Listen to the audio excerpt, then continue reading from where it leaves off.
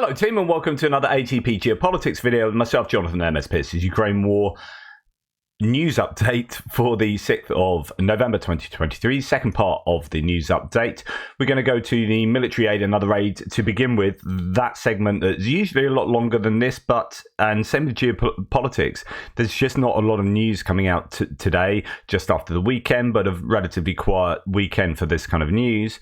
Anyway, Ukrainian defense industry, in cooperation with foreign partners, is developing a kamikaze drone capable of flying 1,000 kilometers, reports General Director Herman Smetanyin. Quote, I won't tell you where exactly they fly for security reasons. The main thing is that they fly and explode, and the defense forces order them, he notes. So this is to do with the Ukrainians kind of answering the Shahid challenge with their own. So the record range of the combat sortie is about 1,000 kilometers. The Ukrainian equivalent of the Iranian Shahid went into mass production, according to the General Director of Ukroboronprom, Smetanin. So that is the major Ukrainian defense manufacturer. According to him, it is commissioned by the defense forces. Ukrainian Shahid has already been tested on Russian targets. This could be really nice fast show. Nice. The jazz. I love the fast show. Anyway, UK comedy show. Anyway, so that is massive news, I think. If they can start producing equivalent numbers of these drones, and then we hear rumors that they are going to hit Russian energy infrastructure, kind of tit for tat. Look, if you're going to do that to us, we'll do that to you with our equivalents of the Shahid drones that can fly up to 1,000 kilometers. Tit for tat, bish bash bosh. How do you like that, Russia? Do your citizens like that? Because our citizens hate it. So you need to stop doing it. So this is one way of dealing with what the Russians are doing to Ukraine. Ukraine is also investing in its own production of small ammunition. This is such an important part of their strategy at the moment, Ukrainian strategy. It's something I've talked about a lot recently, which is they have to have a really robust and productive defense manufacturing industry in order to basically become sustainable. So that's one of the main things. So they're making it themselves rather than, depending on outside agencies, outside entities and nations. They're making it themselves. So it's a lot easier, perhaps, if outside nations give them money and say, right, you make your own stuff, rather than ramp up their own productions. I don't know, that might be an easier way of doing it. So that this gives that sustainability angle, but also enables Ukraine to build stuff that they can use, such as those drones, use inside Russian territory. Whereas when they're given munitions by outside agencies, these nations very often say, well, we're going to give you these, but you can't use them to attack targets within Russia. Whereas if they make them indigenously, they can get around that problem. So it's so important that they are starting to do this. Next year, the budget will allocate 7 times more funds for the development, modernization and development of the development of the defense industry than this year. You're seeing that grow and grow. Okay, let's go and look at a few bits of kit. So this is a Croatian MV10 Bison demining machine being used by Ukrainian sappers. What is that? Well, it's actually a robotic system.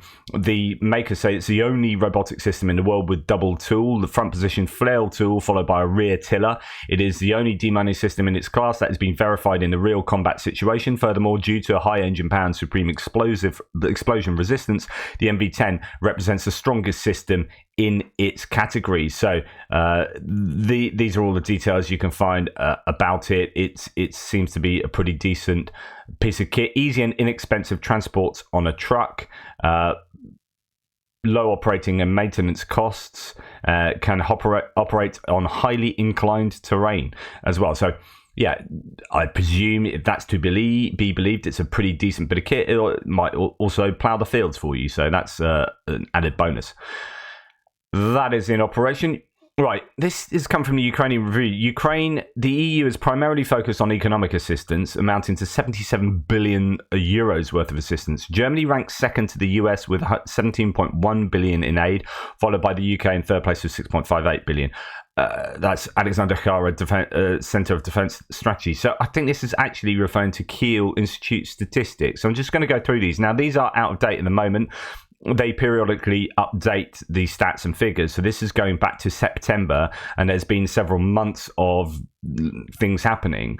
But it's worth having a look at these stats because people kind of misinterpret them or don't understand the nuance. Right. It looks hugely like the EU is giving the most amount of assistance to Ukraine, above the US now, and I've reported on that before, but again, it depends what you think is most important. So in terms of military aid, the US is ahead by a considerable margin, and the EU is predominantly giving financial aid, some humanitarian and some direct military aid. And then you see the US there, and then you see Germany in third place, now well ahead of the UK. But what you've got to remember, and I keep saying this, is that Germany fund the EU to about, I don't know how much it is at the moment, maybe 25%.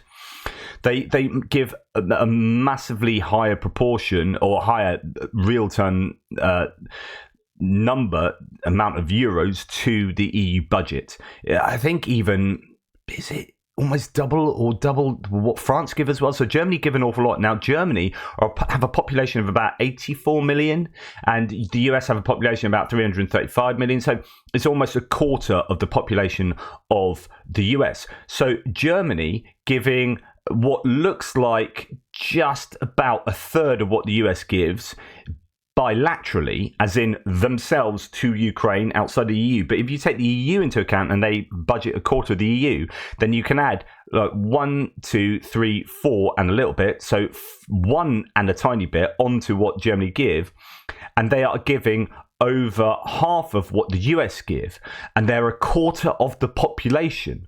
So per capita, Germany far outstrips the US in what it gives to, because really you should multiply that by 4. If they're giving that, then actually Germany's over here.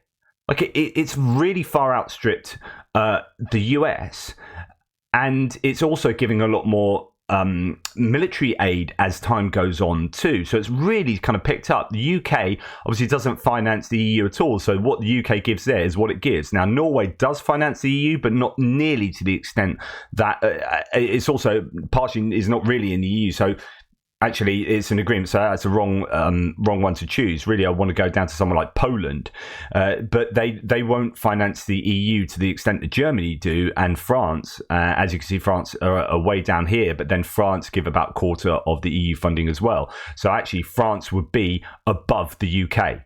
So even though France is down here and people slag off France, in terms of how much money they have given essentially to Ukraine through the EU as well, they have given more than the UK. So you have to be really careful as how you rank these. And those I've just talked about real term figures and per capita, but then you can look at percentage of GDP, and indeed Germany giving to the EU doesn't give the most amount to the EU per GDP, and you can look at some of these smaller states I've already talked about previously, like the Baltic states, giving to Ukraine as a percentage of their GDP. So if you come down here and you look at Lithuania, it gives only a very tiny amount, but as a percentage of the GDP gives more than the US, Germany, etc., etc.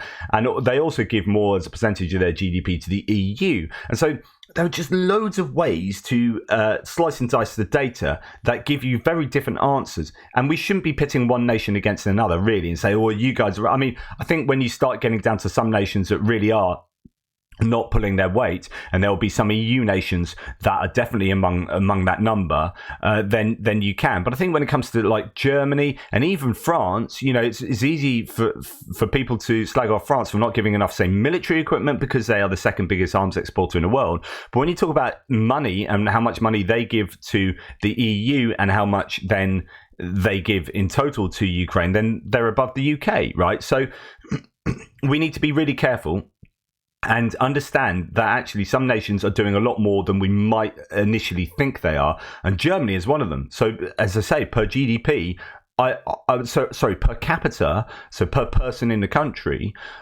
I'm going to say that they're probably giving one of the biggest at the moment. They're one of the most meaningful. Now, the US are still giving a whole bunch of equipment that without the US, Ukraine would be screwed. This is not about denigrating the US at all. The US has done an absolutely phenomenal job, but it's recognizing that others are doing a really good job, but they are smaller countries.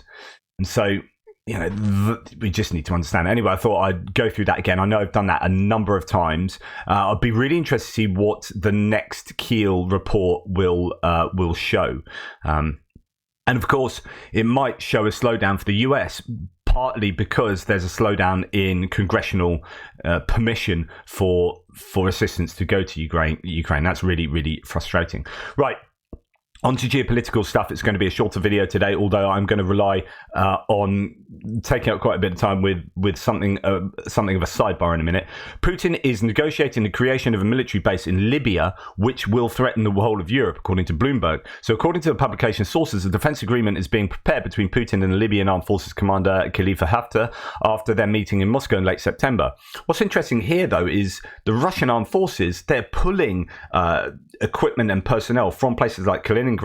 They are, and from around their own nation, and they're pulling people from Belarus. There are hardly any Russian soldiers left in Belarus because they need them on the front. So they can talk a big talk about setting up a base, but at the moment, at least, that would be something of a token, but it's potentially an important token. It's a geopolitical chess piece being placed in Libya to say, hey, we have influence in this region.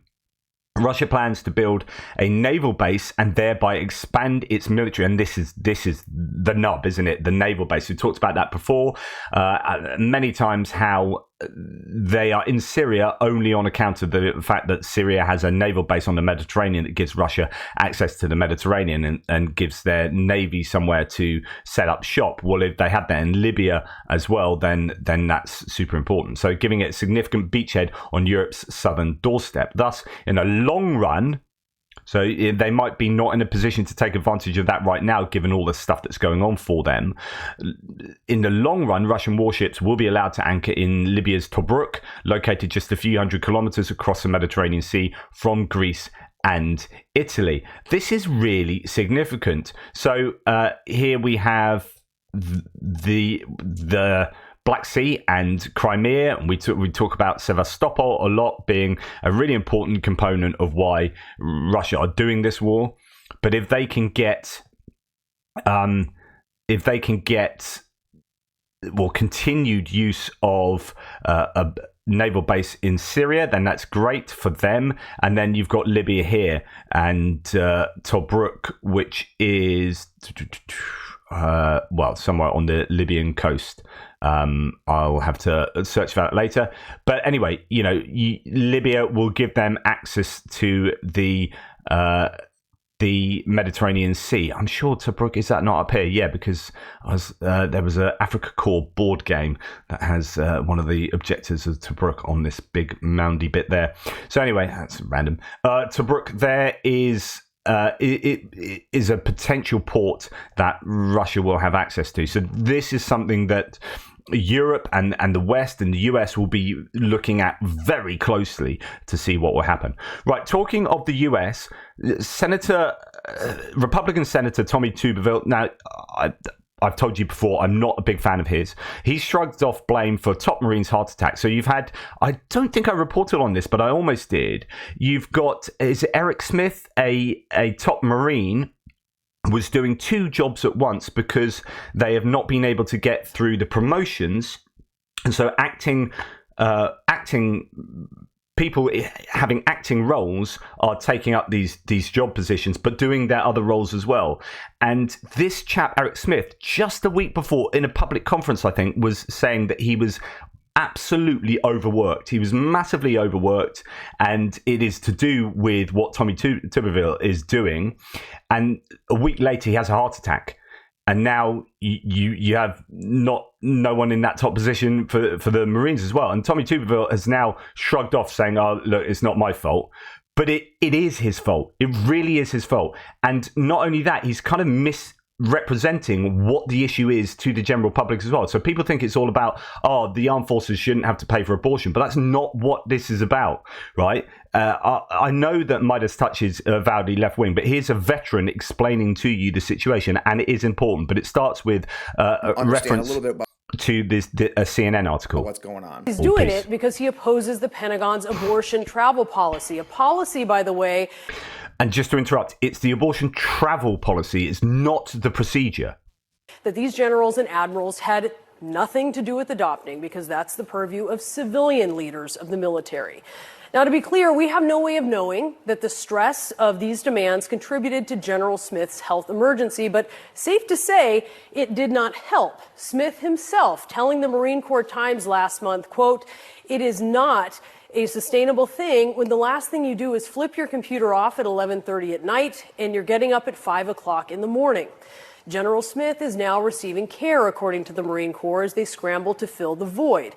Because, as I mentioned, Smith does not have a confirmed deputy. The Senate hasn't confirmed an assistant commandant of the Marine Corps, hat tip Tommy Tuberville. The senior-most general at Marine Corps HQ, Lieutenant General Karsten Heckel, is now filling in for Smith. And Heckel was already doing 2 jobs because, yet again, Tommy Tuberville's holds, according to military.com. So now General Heckel's responsible for what, 4 jobs?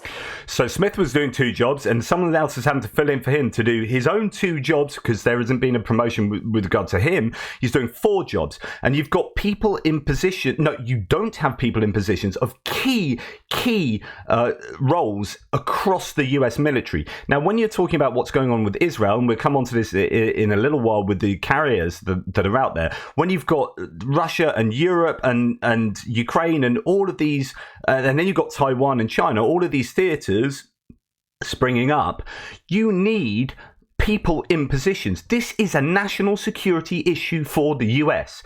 Do not underplay this, as some Republicans have previously, but actually now we are starting to see Republican senators stand up in the Senate and absolutely rinse Tuberville for what he's doing. The whole affair actually so confusing that the Marine Corps announced that Heckel would be acting commandant and then had to correct itself and say that Heckel would just be performing the duties of the commandant. That is not a flex of military strength at a time when the U.S. is trying to stop the war between Israel and Hamas from ballooning into a broader conflict in the Middle East. That's right. They don't have an assistant commandant, so they're bringing a random 3-star, the next guy in line, to lead the entire United States Marine Corps. And you're going to hear a lot of lies from Tommy Tuberville. These guys are just advisors. That is so wrong, and it's lies. As we speak, as you're watching this video, 2 aircraft carrier groups from the 7th Fleet are sailing are in the Mediterranean without a commander of the fleet. Doesn't matter if he's acting. It makes a difference. If he's acting, it means he still has his old job. That's what happened to General Smith. He still has his old job because he's the acting assistant commandant because there's no one to take his place. That's what Tommy Tuberville's done. So what's happening? Well, right now, as of last night, they spent 4.5 hours, 4.5 hours on the Senate floor, led by Lindsey Graham, Sullivan, and Ernst, all Republican senators. They brought to the floor 61 of these nominations for general, read the biography of each one, and then called for unanimous consent for that individual one.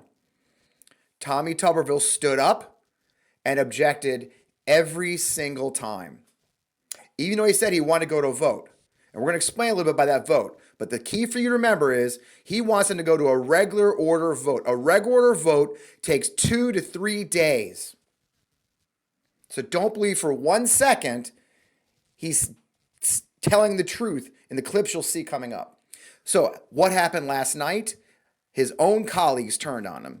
And here's a really great, this is Lindsey Graham. Lindsey Graham, who I'm not sure much I agree on with Lindsey Graham anymore, but this is Lindsey Graham absolutely going off on his own colleague. Issued a legal opinion I disagree with, saying this doesn't violate the Hyde Amendment. I disagree with it. Here's what's going to happen. You've just denied this lady a promotion. You did that. All of us are ready to promote her because she deserves to be promoted. She had nothing to do with this policy. Let me say it again. Everybody in this body could find an issue with any administration they don't agree with. And what we're going to do is open up Pandora's box. He's absolutely right here. So what he's just about to say is that if this is what we're going to do, which is hold up stuff based on other things we have an issue with, we all have issues with different laws and different legislations going on in Congress, right? And if we're all going to stand up and individually stop things from happening, you can grind the country to a halt as a single human being. And this is in the context of national security, international security. This is absolutely terrible from Tommy Tuberville. Today is abortion policy. If we take back the White House, we'll go back to the Mexico City policy, limiting dollars to be given to overseas entities that are engaged in the abortion business. Some pro-choice people don't like that. What would happen if they put a hold on all the officers because they don't agree with the Republican administration? There's a reason this has not been done. And I love this from Lindsey Graham. Again, I'm not usually a fan of his, but recently he's been saying the right stuff. This is right. Imagine the Republicans are controlling the Senate. What would you think if Democrats were holding up on some ideological thing over here, but stopping people being promoted that affects national security? How would you feel about that? This is setting a dangerous precedent. Done this way for a couple hundred years. No matter where you believe it or not, Senator Tuberville, this is doing great damage to our military. I don't say that lightly. I've been trying to work with you for 9 months. Folks, if this keeps going, people are going to leave. And it's true, and it's already happened by all accounts. So 9 months this has been happening. Tell you how the system works. You have 18 months, I think, from the time you're promoted to pin on. And if you don't make that gate, your time and grade up or out rule kicks in. There's some people that are waiting to be promoted that if they don't get promoted soon, they're going to be out of the military. Now, how does that help anybody if they're qualified? There's not one senator in here that could not find a reason to object to an administration policy. Right. There's always going to be excuses.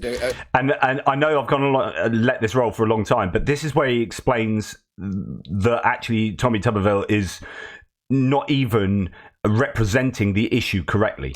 Object to a policy. But the process for your United States Senator, one of 100 of them, is to field a bill, is to find co-sponsors, is to change the policy. We can't keep saying it enough. Tommy Tuberville is lazy and stupid. This is the easiest, most low-hanging fruit thing he can do. Hold. Doesn't have to write a law. Doesn't have to convince a majority. He's whining that they can't do that, though, because they're in the minority. And this is such an important point. So he's in a minority, which means he can't pass law. He can't get together unless they do bipartisan, which would be nice, wouldn't it? If they got together and did pass bipartisan laws and policies. But he is in the minority.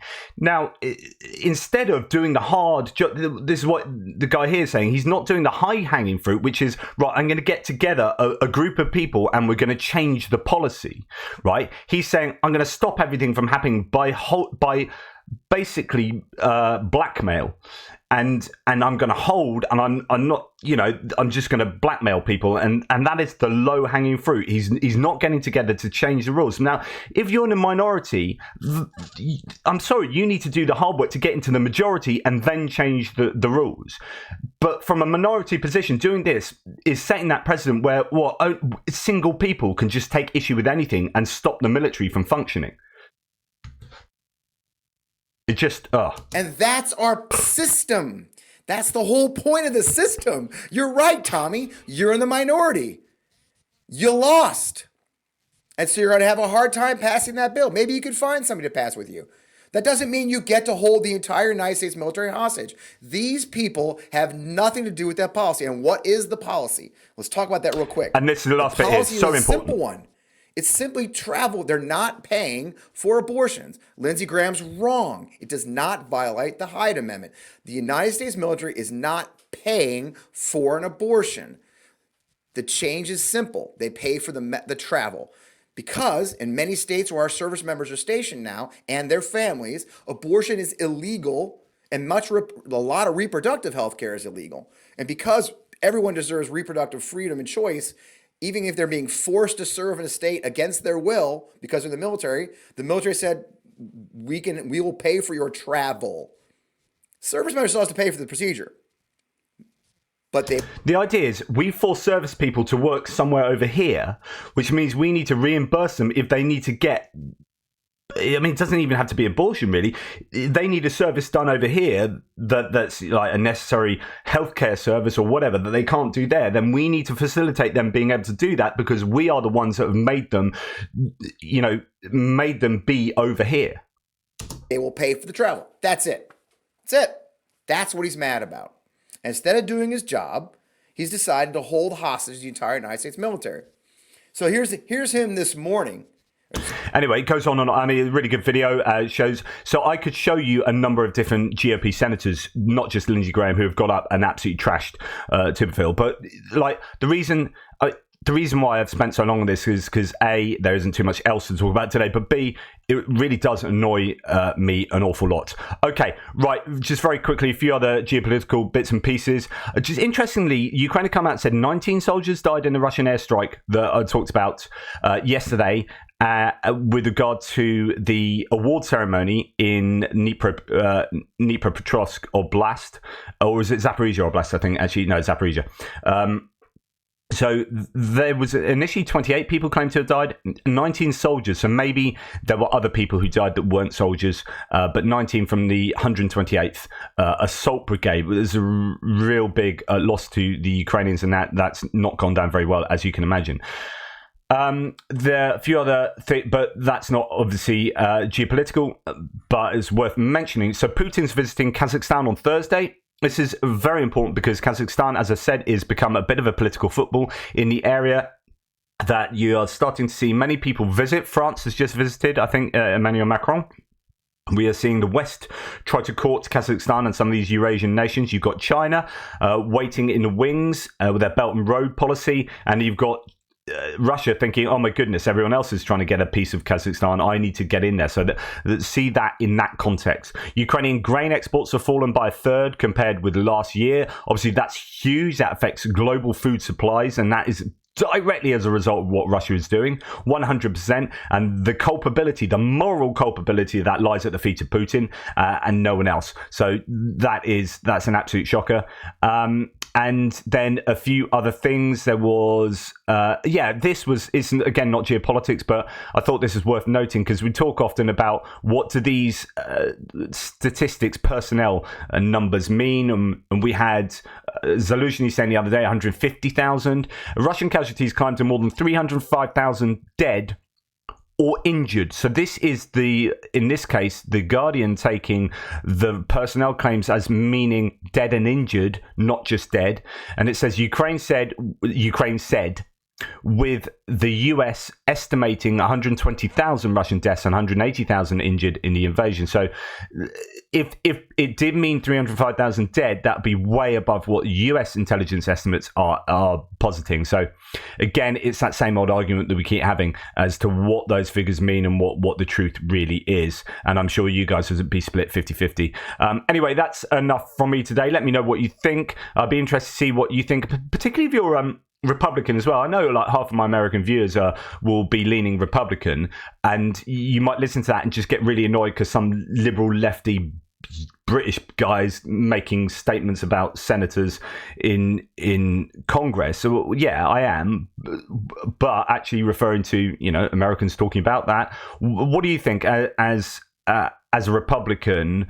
Do you think that Tommy Tuberville has not the right to do that, but is he right to do that? And does that set a really dangerous precedent? And how do you feel about the national security? And I've talked to you before, and I've shown you the infographics of how many people are not in position in the US military. When you've got Tuberville saying no to the 61 people yesterday, and that was just yesterday. Like there are so many triple-digit figures of people not in positions, as far as I can work out, and it is not good for the US military. Let me know what you think. Anyway, take care. Speak soon. Toodle pips.